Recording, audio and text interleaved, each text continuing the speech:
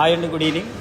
So Satva pure veg రెస్టారెంట్లో special ఏంటంటే మీకు నార్మల్గా బయట ఎక్కడైనా మీరు ఫుడ్ తీసుకోవాలి. చైనీస్ ఫుడ్ అంటే మీకు నార్మల్గా ఎలా ఉంటుందంటే చాలామంది భయపడతారు చైనీస్ ఫుడ్ తినడానికి. ఎందుకంటే దాంట్లో వచ్చే ఇంగ్రీడియంట్స్ చాలామంది పకోడా ఇదంతా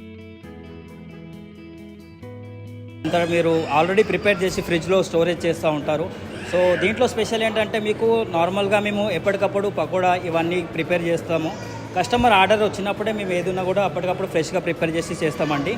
సో ఇందులో మీకు స్పెషల్ మీరు చూడొచ్చు, ఇక్కడ బేబీకార్న్ మంచూరియన్ కానీ ప్రిపేర్ చేసి ఇస్తాను. నార్మల్గా బేబీకార్న్ బయట వచ్చేసి మీకు ఫ్రై చేస్తారు, అది డైరెక్ట్గా ఫ్రై చేస్తారు కటింగ్ చేసి, గోబీ కానీ బేబీకార్న్ కానీ. సో ఇందులో వచ్చేసి మీకు ఏంటంటే మేము దాన్ని బాయిల్ చేసి దాని తర్వాత ఫ్రై చేస్తామండి.